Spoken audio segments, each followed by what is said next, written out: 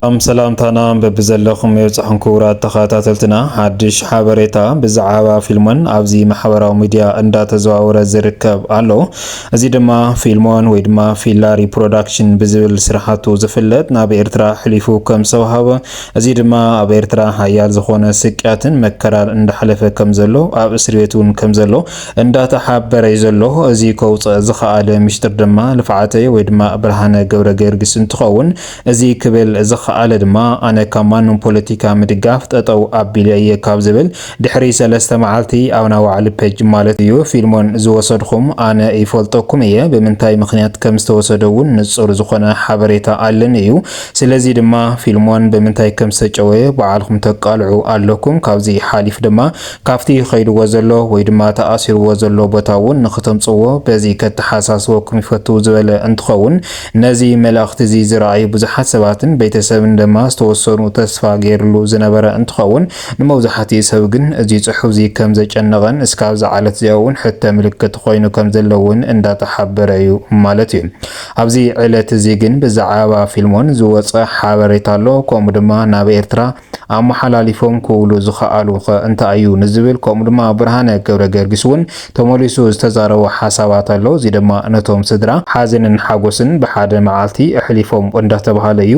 ልፍዓተይ ወይ ድማ ብርሃነ ገብረ ገርግስ እንታይ ስለ ዝበለ እዩ ብዛዕባ ፊልሞን ኣብ ኤርትራ ኸ እንታይ ይመስል ንዝብል ዝርዝር ሓበሬትኡ ዳሃሲስና እናባኹም ክነብል ኢና። ነዚ ቻነልና እዚ ሓደሽ ዝኾንኩም ሳብስክራይብ እናበልኩም ኣባላትና ላይክ ሸር እናበልኩም መደባትና እስካብ መወዳእታ ሓቢርኩም ናጽንሑ።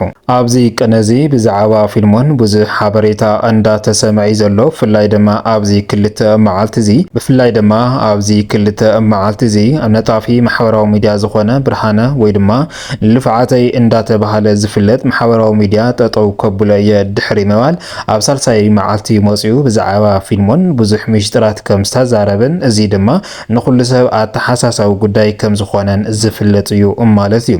እዚ ክንብል ከለና ክቡራት ሰማዕትና ልፍዓተይ ወይ ድማ ነጣፊ ማሕበራዊ ሚድያ ዝኾነ ቅድሚ 3 መዓልቲ ኣብ ናይ ባዕሉ ፔጅ ማለት እዩ ንፊልሞን ዝወሰዱ ባዕለይ ይፈልጦም እየ ብምንታይ ከም ዝተወሰደ እውን ይፈልጥ እየ።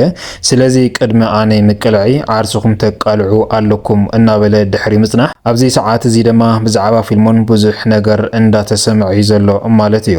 ፊልሞን ሓውና ዘይፈልጥ ሰብ የለይ ተወሊዱ ዝዓበይሉ ኣብ ዓዲግራት እንትኸውን ንብዝሕ ዝበለ ግዝያት ድማ ብካሜራማንን ከምኡ ድማ ፊልሚ ፕሮዳክሽን ዳይሬክተርን ዝተፈላለዩ ናይ ዶክመንታሪ ጽሑፋትን ዝሳተፍ ዝነበረ ሓውና እዩ። እዚ ሰብ እዚ ማለት እውን ጽቡቕ ስራሓቱ ዝፍለጥ እንትኸውን ቅድሚ ሕዚ ኣብ ኣዲስ ኣበባ ንብዝሕ ዝመልዓ ዓማውቲ ዝነበረ እንትኸውን ድሕሪ እቲ ኩነታት ድማ ናብ መቐለ መፅኡ ስራሓቱ ኣብ ፍሉይ ቦታ ዓዲ ሓውሲ ዝበሃል ብጽቡቕ ዝኾነ መገዲ እናኸደ ዝነበረን ፈታዊ ሓዳርን ፈታዊ ደቁን ኣፍቃሪቱን ዝነበረ እንትኸውን እዚ ሰብ እዚ ግን ካብዚ መፀ ዘይተባሃለ ጉዳይ ማለት እዩ ኣብ ስራሕ ነይሩ ናብ ገዙ ኣብ ዝምለሰሉ ነሓሰ ወርሒ ከም ዝተጨወየ ዝፍለጥ እዩ።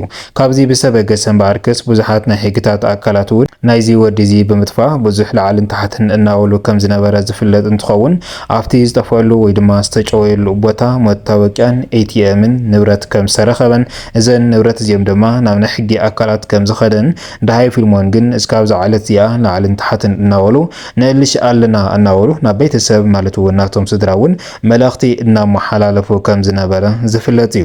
ፊልሞን ሓውና ኣብቲ ናይ ስራሕ ቦትኡ ማለት እውን ናይ ክልተ እዩ እንዳተባሃለ ዝንገር እንትኸውን ምስኡ ብዘይ ምስምዑ ድማ እቲ መሓዝ እዩ ኣንጻሩ ክለዓል ኽኢሉ ዝብል ሓበሬታ እውን ነይሩ። ኮታስ ፊልሞን ብምጥፍኡ ብዙሕ ሓሳባት ኣብ ማሕበራዊ ሚድያ እናተመሓላለፈ ከም ዝነበረ ዝፍለጥ እዩ። እዚ ክበሃል ከሎ ድማ ፊልሞን ዝጨወዩ ካብቶም መሳርሕቲ እዩ እንዳተባሃለ ብዙሕ መልእኽቲ እንዳተመሓላለፈ ድሕሪ ምጽናሕ በዓልቲ ገዝኡ ወይ ድማ ገነት እዝራ ድማ ናብ ማሕበራዊ ሚድያ ኣብ ዝወፀትሉ ፊልሞን ተኣሲሩ ከም ዘሎን ልዕሊ 5-6 ሚልዮን ትሕተት ከም ዘላውን መልእኽቲ ኣመሓላሊፋ ነይራ።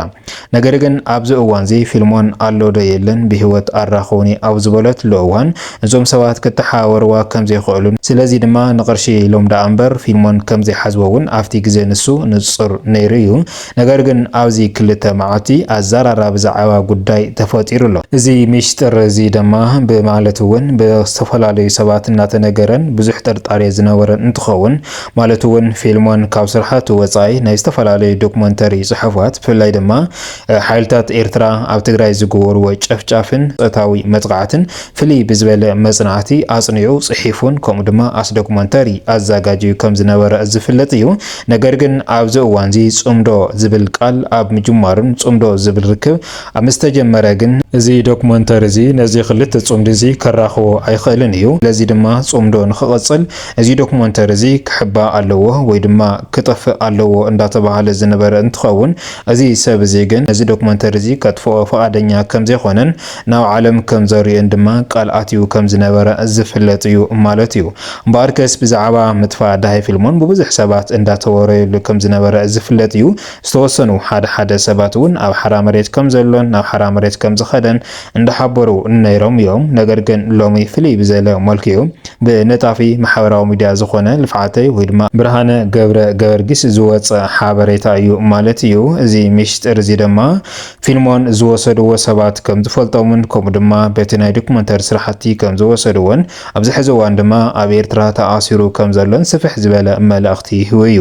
እዚ ክበሃል ከሎ እምበኣርከስ ማለት እውን ልፍዓተይ እዚ ክብል ከሎ ድሕሪ ማሕበራዊ ሚድያ ምጥቃም ገዲፎየ ናይ ማንም ፖለቲካ ምድጋፍ እውን ገዲፎየ ዝበለ ድሕረ 3 መዓልቲ እንትኸውን እምበኣርከስ ምጥፋእ ፊልሞን ሚስጥር ኣለኒ ኢሉ ድሕር ምዝራብ ንብዙሕ ሰብ ኣዘራራብ ዛዕባ ጉዳይ ኮይኑ እዩ። እዚ ክንብል ከለና ምጥፋእ ፊልሞን ብዝተፈላለየ ሰባት ጥርጣሬ ዝነበረ እንትኸውን ነገር ግን ኣብዚ ሕዚ እዋን ብዕላዊ ዝኾነ መገዲ ፊልሞን ኣብ ኤርትራ ከም ዘሎን ዘእሰሮ ምክንያት ድማ በቲ ዝፀሓፈ ዶክመንተሪ እዚ ዶክመንተሪ እዚ ድማ ነቲ ጽምዶ ክድግፍ ስለ ዘይኽእል እዚ ዶክመንተሪ እዚ ምስ በዓል ገይሮም ናብ ኤርትራ ከም ዘስገርዎን እስካብ ዝዓለት ድማ ኣብ ኤርትራ ተኣሲሩ ከም ዘለ ግን ሎሚ ልፍዓተይ ከም ዝደርጉሕን እዚ ድማ ንኩሉ ሰብ ኣዘራራብ ዛዕባ ጉዳይ ከም ዝፈጠረ እውን ዝፍለጥ እዩ ማለት እዩ። እምበኣርከስ ካብዚ ብዝተበገሰ ስድራ ተስፋ ገይሮም ዝነበሩ ነገር ግን ኣብዚ ሕዚ እዋን ማለት እውን እቶም ስድራ ክንረኽቦ ኢና ኢሎም ተሓጒሶም ዝነበሩ እንትኸውን እስካብ ዝዓለት እዚኣ ግን ድምፂ ፊልሞን ዘይተሰምዐን ኣካላት ፊልሞን ዘይተረኸበን ብምዃን ድማ ስድራ ዳግም ከም ዝሓዘኑን ተስፋ ገይሮም ድማ እንደገና ከም ዝሓዘኑ እውን ብዝተፈላለዩ ማሕበራዊ ሚድያ እንዳተዘገበ ዝርከብ ማለት እዩ። ክቡራት ሰማዕትና ብሓፈሻ ብዛዕባ ፊልሞን ብዙሕ ነገር እንዳተባሃለ ከም ዘሎ ዝፍለጥ እንትኸውን ነጣፊ ማሕበራዊ ሚድያ ዝኾነ ወይ ድማ ብርሃነ ማለት እዩ ፊልሞን ኣብ ኤርትራ ከም ዘሎን ዘእሰርዎ ድማ መራሕቲ ትግራይን ካብኣቶም ድማ እቶም ላዕለውን ኣመሓዳድራ እንትኾኑ እዚ መእሰሪኡ ምክንያት ድማ በቲ ዝፀሓፈ ዶክመንተሪ እዩ። እዚ ዶክመንተሪ እዚ ድማ ማለት እውን ሓይልታት ኤርትራ ኣብ ህዝቢ ትግራይ ዘብፅሖ ጨፍጫፍን ቆስቋልን ስለ ዝኾነ ነዚ ድማ ጽምዶ ክድግፍ ስለ ዘይኽእል ብዝብል ሓሳስባ እዩ ነዚ ሓውናዚስ ካብ ዝዓለት እዚኣ ኣብ ኤርትራ ኣሲሮም ዝርከቡ እንዳተባሃለ ዝተፈላለዩ ማሕበራዊ ሚድያ እንዳተዘርግሐ ዝርከብ ማለት እዩ። ክቡራት ሰማዕትና እምበኣርከስ ንሎሚ ዝወናዮም ዝርዝር ሓበሬታና እዚኦም ይመስል ነይሮም። ኣብ ዝቐፅል መደባትና እስካብ ንራኸብ ሰላም ሰናይ ጻንሒት ይጎረልኩም።